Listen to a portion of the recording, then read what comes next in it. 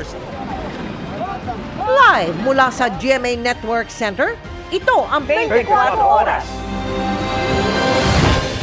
Magandang gabi po, Luzon, Visayas at Mindanao. Arestado sa magkahiwalay na operasyon ang 4 na Chinese na sangkot umano sa pagdukot. Sa Pasay, mahigit 30 Indonesian ang illegal umanong denetain at kinunan pa ng passport. Sa Parañaque naman, hindi lang dinukot, kundi tinorture pa umano ng 2 suspect ang kanilang kapwa Chinese. Nakatutok si Jomar Apresto, exclusive. 我在努力啊，我真的在努力啊。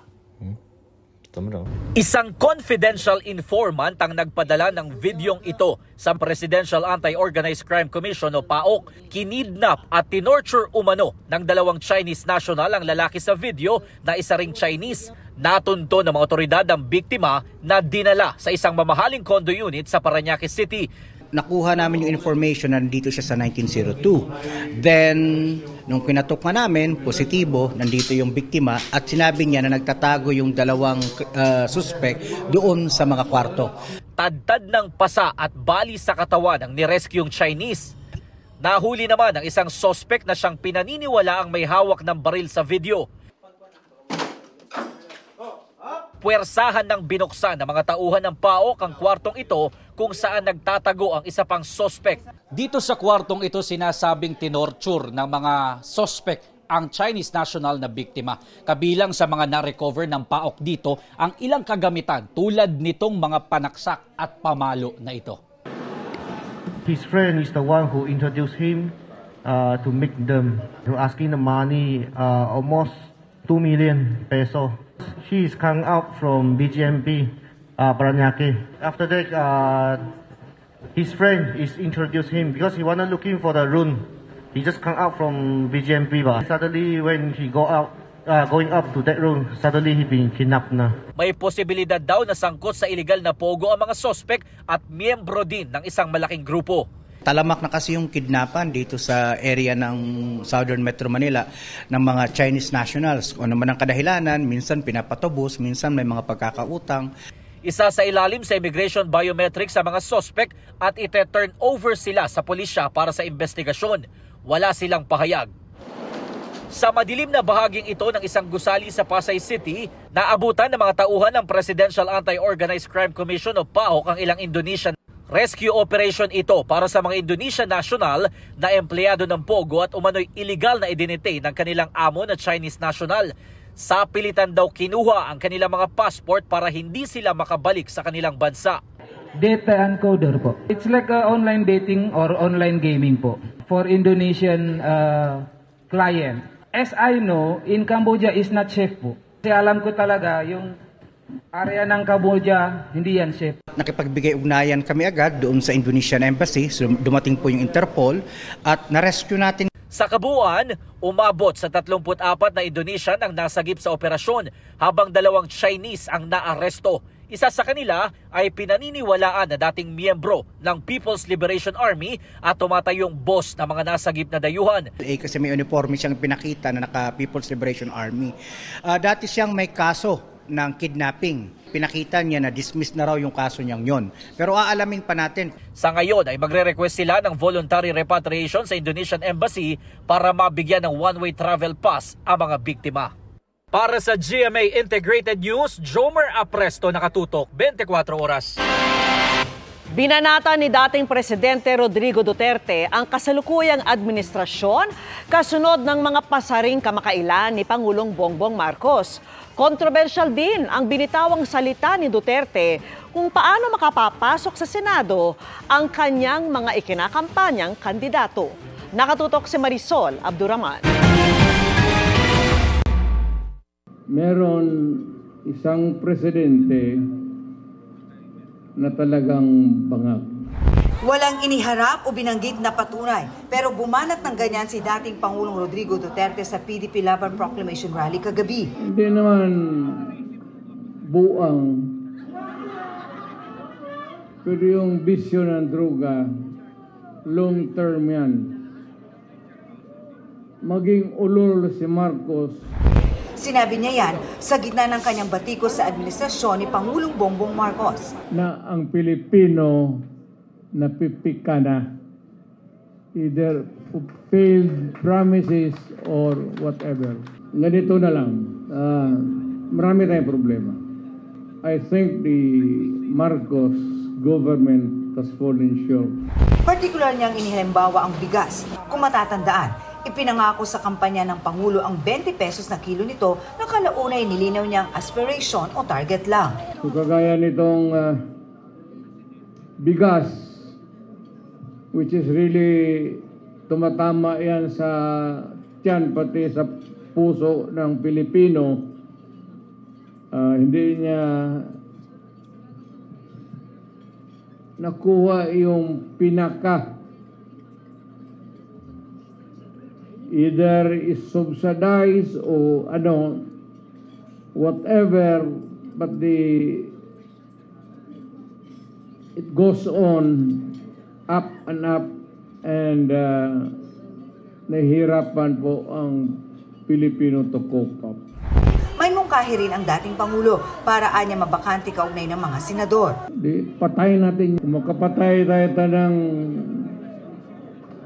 mga 15 na senador, pasok na tayo lahat. The only way to do it is to pasabugin na lang natin yung No comment ang mismong tugon ng palasyo sa pahayag na yan. Gayon din sa pahayag ni Duterte sa presyo ng bigas at paggamit umano ng droga ng Pangulo. Ang mga batikos ni Duterte, ginamit niyang argumento kung paano pumili ng kandidatong iboboto. Kung mas mababa ang presyo ngayon ng pagkain, iboto natin yung mga kandidato niya. If it's easier for you to find employment or jobs now than before, then go for Marcos. Halos pareho sa pinangkumbinsi ng Pangulo sa mga botante sa proclamation rally ng administration senatorial slate nitong Martes. Wala sa kanila ang may bahid ng dugo dahil sa tukhang. Wala sa kanilang kasabwat sa pagbulsa ng sako-sakong pera pinagsamantalaan ang krisis ng pandemya.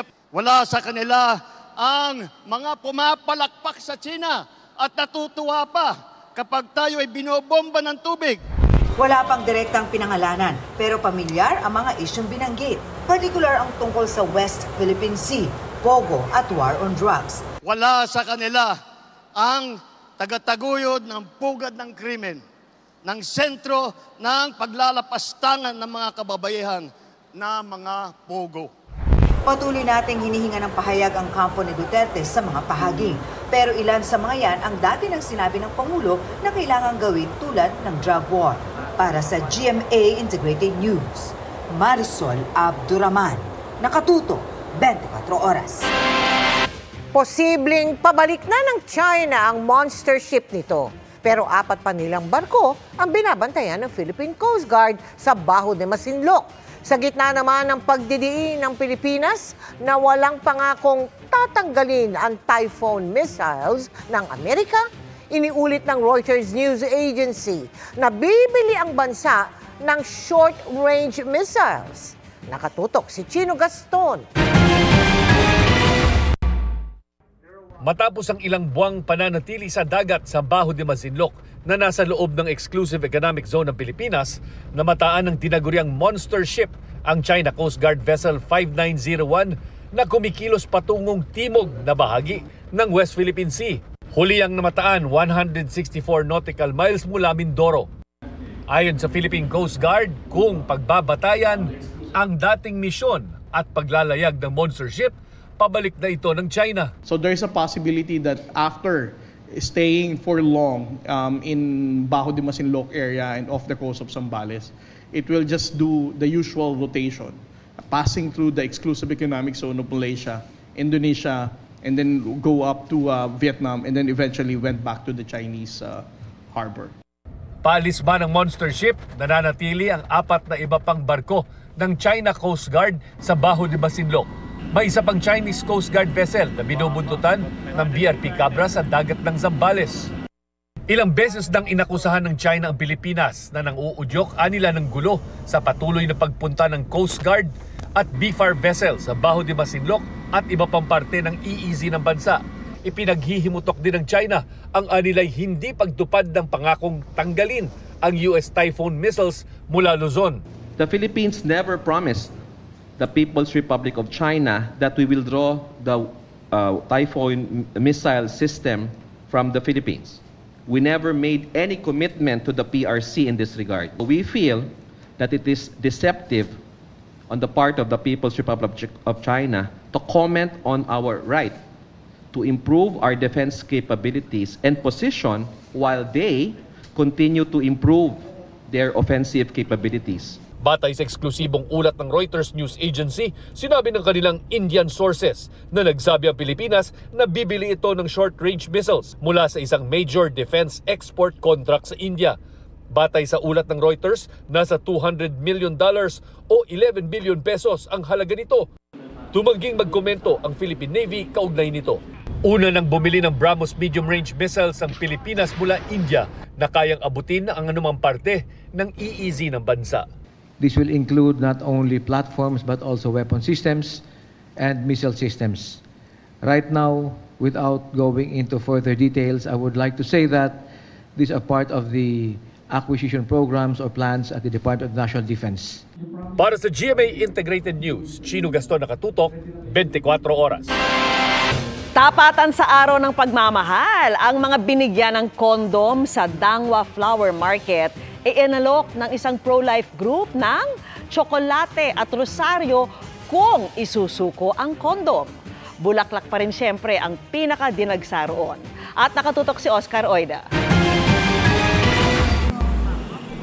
Kapag ganitong araw ng mga puso, ang mga sweet lover na gaya namin, maaga pa lang ay di na magkamayaw sa paghahanap ng bulaklak para sa aming mga pinakamamahal. Kaya rito sa Dangwa Flower Market, halos magkapalitan na ng muka ang mga romantiko. Tulips po, rose. Since deserve niya rin naman po, best girl. Para sa akin, best is yung feeling mabibigay mo sa kanya, na unique siya. Di na mahalaga kung isang piraso ng bulaklak o 4,000 pisong flower setup ang bibilin. Hindi naman po talaga siya yung sa flower mismo eh. Yun ang sa intensyon naman po siya eh. Ang 18 anyos sa itago na lang natin sa pangalang Edwin, dumiskarte na lang at bumuo ng sariling bouquet from scratch para sa kanyang ina.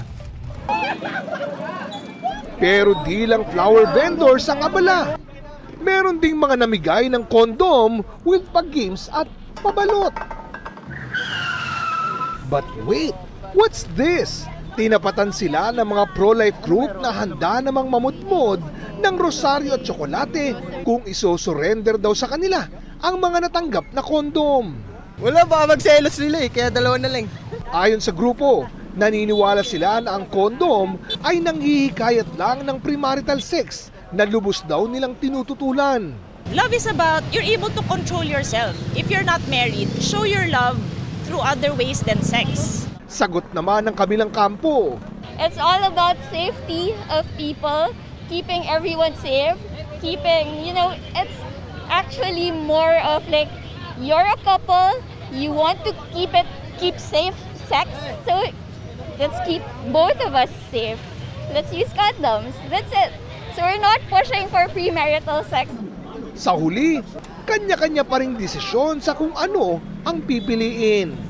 Carry lang, mas kailangan ko to ngayon. Wala din naman ako magagamitan niya, kuya. Kinuha ko pareho para may control, doble control. Para sa GMA Integrated News, Oscar Oida, nakatutok, 24 oras. Iniimbestigahan ngayon ng Bureau of Customs kung bayad ang buwis at hindi smuggled ang mga luxury vehicles sa isang showroom sa Pasay City. Ang mga naabutan namang mga dayuhang stop doon, walang maipakitang mga papeles. Nakatutok si Maki Pulido. Rolls-Royce Phantom, bulletproof na Maybach Mercedes-Benz at mga sports car na Ferrari at McLaren. Kabilang yan sa nasa 35 luxury vehicles na inabutan sa isang repair shop at showroom sa Pasay City. Hinihinga ng mga ito ng Bureau of Customs ng patunay na bayad ang mga buwis. Itong Rolls-Royce Phantom halimbawa, dapat nasa 100 million pesos ang binayarang duties and taxes. Hihintayin pa yan bago masabi ng customs kung smuggled ang mga ito o hindi. They have 15 days to show proof of payment of duties and taxes. Inaalam pa rin kung kanino ang mga ito, sino ang nagbebenta at paano sila naipasok ng bansa. Pinuntahan lang ng BOC ang repair shop at showroom para tignan kung bayad ba ang buwis ng mga sasakyan matapos ma-monitor ang bentahan ng mga luxury vehicle sa social media. 3 office staff ang inabutan doon, 2 Chinese na lalaki at 1 babaeng Vietnamese. Hinahanapan namin kahapon ng documentation, wala namang ma-present na mga visa or wala silang dalang papel hindi ko naman sila pwedeng i-hold. Hindi naman ako immigration, ma'am. Suspetsya ng Customs Intelligence Group may kinalaman ito sa Pogo. Dahil nag-aalisa na yung mga Pogo, dinidispose na nila yung mga cars nila. Allegedly lang, ma'am, yan ha. Kung sa loob ng 15 araw ay hindi mapatunayang bayad ng buwis ng mga luxury vehicle, kukumpiskahin ng customs sa mga ito at maghahain ng kaso laban sa mga may-ari. Para sa GMA Integrated News, Maki Pulido, nakatutok, 24 oras. Kasunod ng deklarasyon ng Food Security Emergency sa bigas, sa susunod na linggo na, inaasahang mabibili sa mga kadiwa stores at piling tindahan ang mga bigas na hawak ng National Food Authority o NFA. Nakatutok si Bernadette Reyes. Exclusive! Halos araw-araw na ang pagre-release ng bigas ng Food Terminal Incorporated. Kabilang dyan ang aging rice na binibenta ng 29 pesos kada kilo sa mga senior citizens, persons with disabilities, solo parents at miyembro ng 4Ps. Mula dito sa warehouse ng Food Terminal Incorporated, diretsyo na sa public market sa Tanay Rizal ang mga bigas na ito. Kabilang na ang bigas sa ilalim ng P29 program at Rice for All program. Pero puno pa rin ng mga bodega ng National Food Authority na kailangang mabakante para makabili na ng mga bagong palay ngayong anihan mula sa mga magsasaka. Kaya ibebenta na rin ng NFA ang mga bagong bigas sa ilalim ng Rice for All program. Nakatakdang ibenta ang bigas sa publiko sa halagang 35 pesos kada kilo. Pwede yan under the Food Security Emergency. Pwede namin i-release kasi inataas sa community. I-release nyo ang stocks nyo. Pero sa susunod na linggo pa ito inaasahang makakarating sa mga kadiwa store at piling tindahan at depende sa bibiling LGU kung paano sila ibebenta. Sa Quezon City halimbawa, idediretso sa mga rice sellers ang bigas. LGU na rin ang kukuha ng mga bigas sa FTI. Para sa GMA Integrated News, Bernadette Reyes, nakatutok 24 oras. 3 Chinese na illegal alien ang nasa kote sa isang apartment building sa Laguna kung saan natagpuan ang samut-saring telecommunication equipment. Iniimbestigahan na sila ngayon kung posibleng sangkot sila sa pag-espiya sa bansa. At nakatutok si Salima Refran.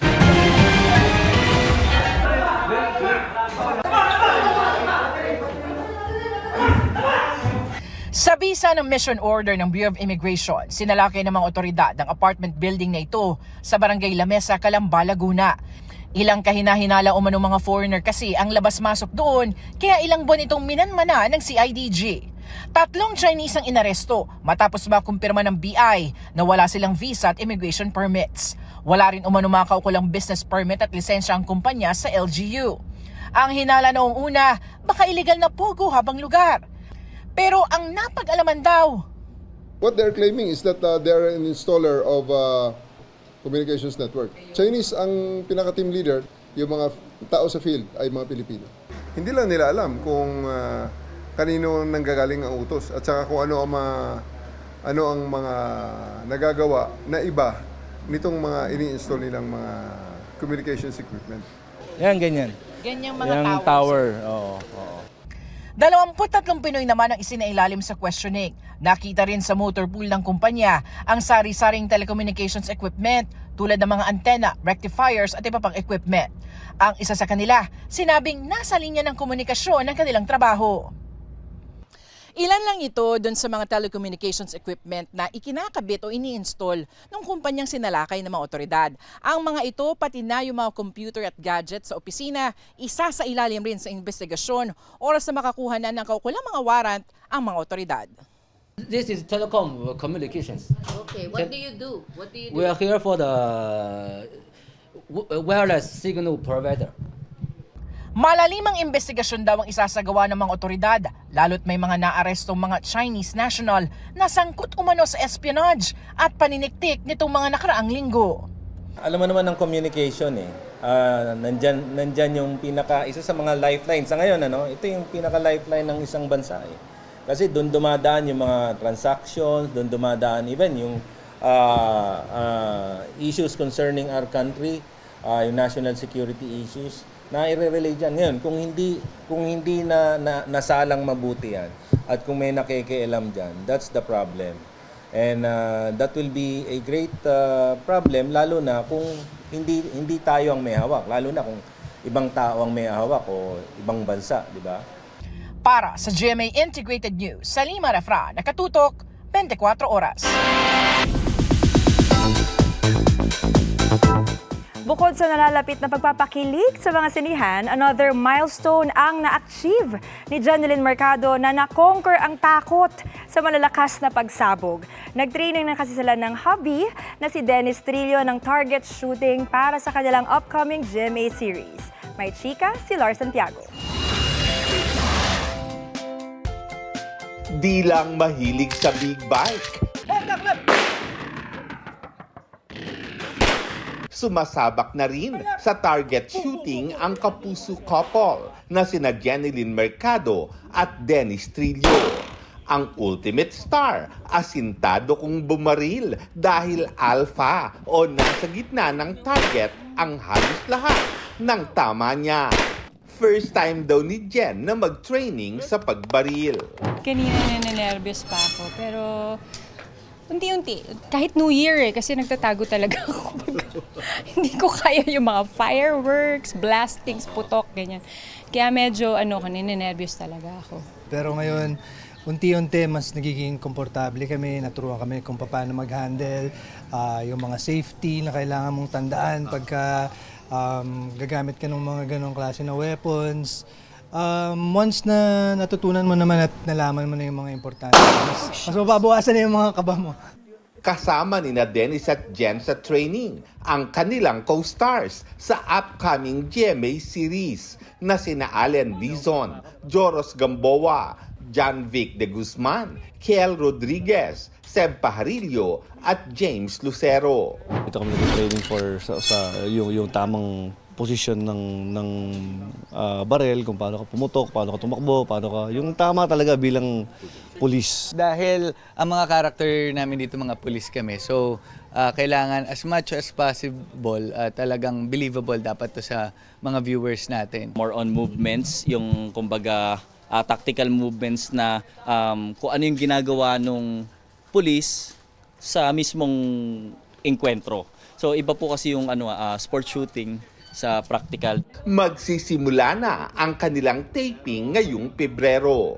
Siyempre excited na ako kasi first time namin nagagawa ng ganitong genre. So masaya ako na nagkaroon kami ng chance na gumawa ng ganito. Tsaka dito sa show na to, pipilitan kami maging fit talaga kasi kailangan namin mag-workout, kailangan ready kami dun sa mga fight scenes, sa mga stunts na gagawin. Working ang Denjen ngayong Valentine's Day para sa promo sa Cebu, para sa pelikula nilang Everything About My Wife, kasama si Sam Milby. Lars Santiago, updated sa showbiz happening. Sa mga hindi nakapag-celebrate ng Valentine's Day ngayong Biyernes pero babawi ngayong weekend, huwag kalimutang magdala ng payong dahil may tsansa pa rin ng ulan.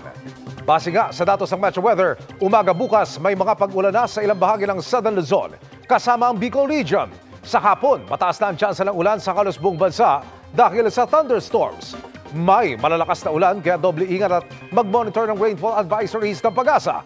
Pagsapit ng linggo, wala namang gaanong ulan sa umaga pero bandang hapon, magsisimula na ang posibleng pag-ulan sa malaking bahagi ng bansa.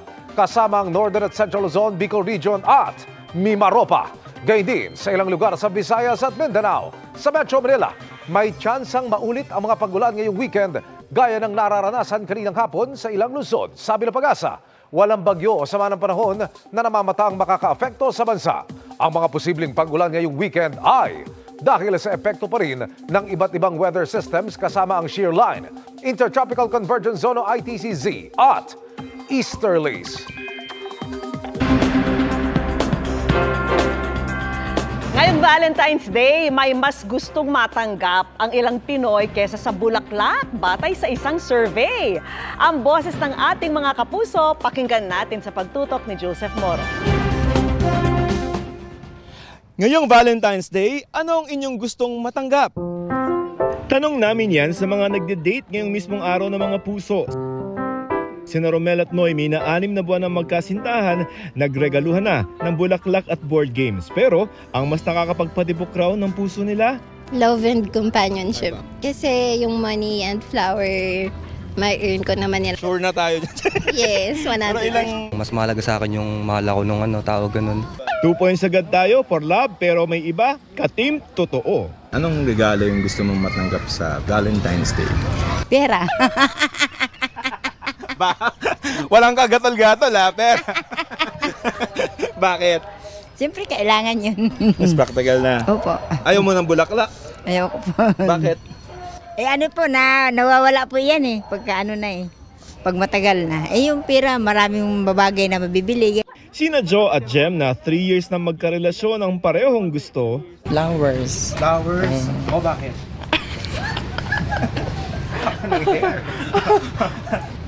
Sa totoong pagmamahal lang yung siguro. Symbol? Oo, simbolo kumbaga. It's a tie na sa pagitan ng love and companionship at flowers.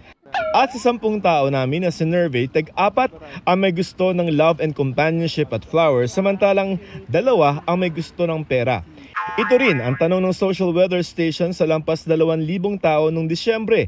Lumabas ding love at companionship ang pinakagustong matanggap o maramdaman ng mga Pilipino ngayong Valentine's Day.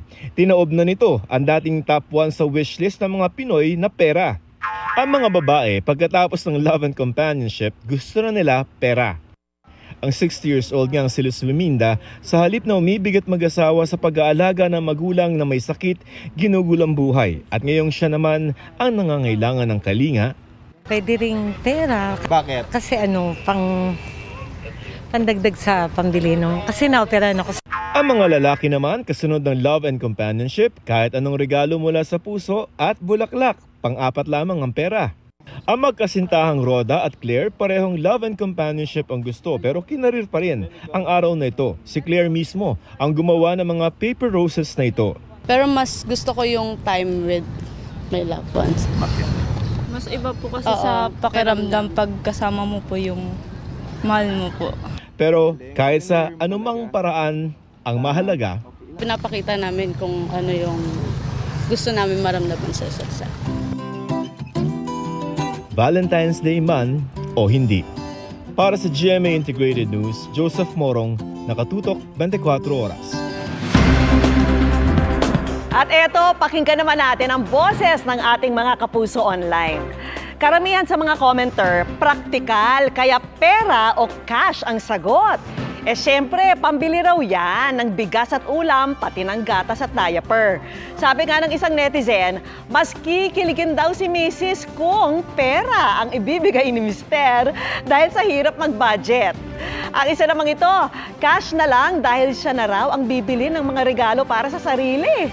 Ang iba naman, mas gusto pa rin ang chocolates and flowers as Valentine gifts. Meron ding mga netizen na hindi material na bagay kundi good health, good career, love and true happiness ang gusto matanggap. Ang ilan na nga, yakap lang, sapat na. Pero kung di naman daw kalabisan, bakit kailangan pang pumili kung pwede naman daw lahat ng yan? O why not, di ba? Mga kapuso, pwede mo rin iparinig ang boses mo sa social media accounts ng 24 oras. It's a working Valentine's man para sa cast ng Lolong Bayani ng Bayan. Hindi raw mawawala ang love nila para sa kanilang significant others. And speaking of Lolong, sino-sino kaya ang mga bigati nilang makakalaban ngayong gabi? Makitsika kay Aubrey Carampel. Working si Kapuso Prime Action Hero Ruru Madrid ngayong araw ng mga puso na nasa taping ng Lolong Bayani ng Bayan. Hindi raw sila nagse-celebrate ng Valentine's Day ng girlfriend na si Bianca Umali. Pero everyday naman daw niyang ipinaparamdam ang kanyang pagmamahal. Kami naman ang ginagawa naming araw-araw ang araw ng pagmamahalan, di ba? And I guess dapat naman din talaga ganun ang gawin natin. Nagpahayag din ng suporta at paghanga si Ruru sa issue na pinagdaanan ni Bianca kamakailan sa media conference ng pelikulang Mananambal.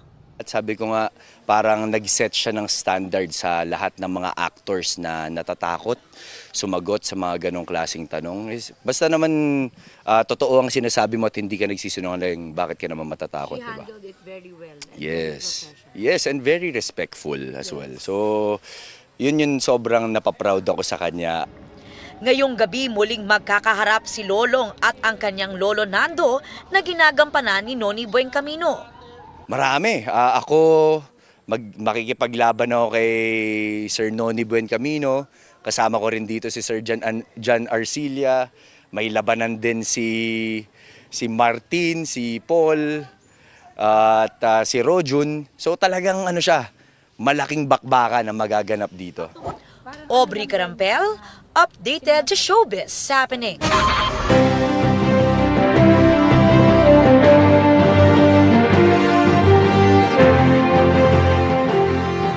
Iba't ibang aktibidad ang dinaluhan ng ilang mga senatorial candidates sabay sa kanilang pangangampanya.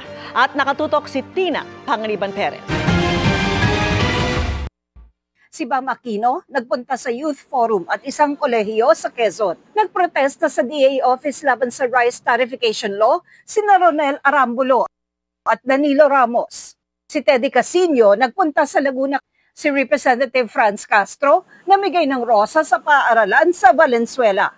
Si Mimi Doringo nagpunta sa mga terminal sa Laguna. Dumalo sa media forum sa San Juan si Gringo Onasan. Si Senadora Amy Marcos nagpunta sa palengke sa La Union. Nagpunta sa Taguig sina Attorney Sonny Matula at Sultan Subair Mustafa. Nag-ikot sa Cubao Arayat Market si Liza Basa.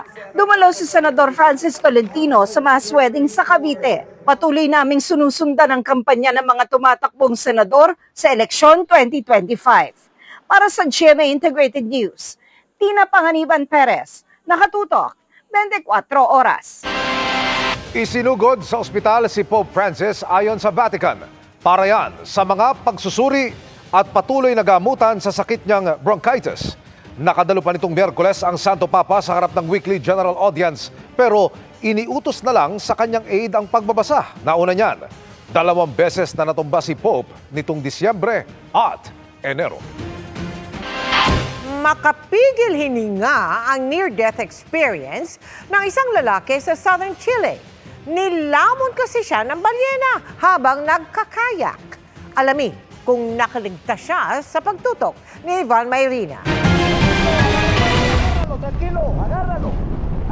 Habang nagkakayak sa maalong Strait of Magellan sa southern Chile, ang 24-year-old Venezuela na si Adrian Simancas. Biglang bumulaga ang isang damuhalang humpback whale at mabilis siyang nilamon. Ang balyena, humpback whale na may mahigit 80,000 na lang sa buong mundo at maaaring lumaki ng kasing haba ng isang bus. Omnivore mammal ito o kumakain ng halaman at ilang hayop, pero karamihan dyan ay maliliit lang na crustaceans, plankton at isda. Minutos de terror vivió un joven. Tuluyan kayang kinain si Adrian. Habría sido tragado y posteriormente expulsado por una... Saglit lang nawala si Adrian sa videong kuha ng kanyang ama dahil iniluwarin siya ng balyena. Gayunman ayon kay Adrian, inakala niyang katapusan na niya sa 3 segundong pagkatrap sa bibig ng gentle giant. Sa huli, nakaligtas siya at hindi nasaktan man lang.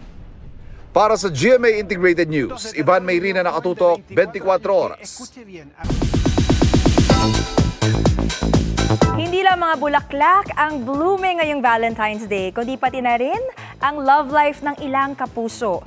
Blooming wiser than ever din ang mga birthday celebrant na sakto sa Valentine's Day. Makichika kay Nelson Canlas.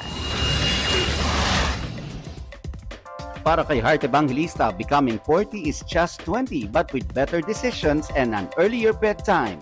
Ito ang new mantra ni Heart as she turns 40 ngayong Valentine's Day. Elegant at full of glam ang grand birthday bash ni Heart with family and friends mula sa setup ng venue, specialized cakes, at champagne fountain. Glowing ang Kapuso fashion icon in her golden dress, kabilang sa big guests ni Heart on Heart's Day si Bea Alonzo. Happy rin ang hearts ng Kapuso couples on Valentine's Day. Giant bouquet ang pasorpresa ni Mavi Legaspi sa kanyang girlfriend na si Ashley Ortega. Paul Salas, sinorpresa si Mikey Quintos after her lutong bahay taping. Kumpleto sa chocolates and flowers at may dala namang hopya si Mikey na favorite ni Paul. Mukhang mukhang successful naman, na-surprise naman. Sinorpresa rin ni Raver Cruz with a bouquet of red roses si Julian San Jose habang nasa trabaho. Simple but meaningful naman ang date ni Allen Ansay at Sofia Pablo. Nag-food trip ang Team Alfia ng kanilang favorite pasta and sandwiches sa kanilang break sa taping ng Prinsesa ng City Jail. Si kidlat ng mga batang Riles na si Miguel Can Felix, break din muna sa taping at namigay ng roses.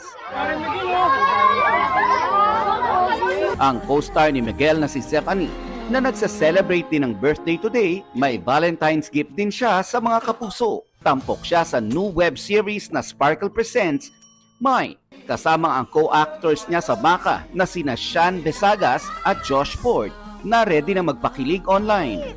Pero sa gitna ng lovey-dovey post ng ibang stars, ito namang si pambansang Ginoo David Licauco. May big question. Caption niya sa Facebook post ng photo with a nonchalant face, "Wait, ano yung Valentine's?" Nelson Canlas updated sa Showbiz Happening. And that ends our week-long chikahan. Sa ngalan ni Ia Arellano, ako po si Patricia Tumulak. Happy weekend mga kapuso! Miss Mal, Miss Vicky, Sir Emil. Thanks, pa! Hindi siya nag-greet ng happy ba? Wala ka bang Valentine? Wala. Wala. Masikreto yan. Masikreto. Alam mo, sikreto. Bulong mo sa amin mamaya. Pagbitaw natin. O sige. Salamat. At yan ang mga balita ngayong Biyernes. Happy Valentine's Day, mga kapuso. Ako po si Mel Tiangco. Ako naman po si Vicky Morales para sa mas malaking misyon. Para sa mas malawak na paglilingkod sa bayan, ako po si Emil Sumangil. Mula sa GMA Integrated News, ang News Authority ng Pilipino. Nakatuto kami 24 oras. Walang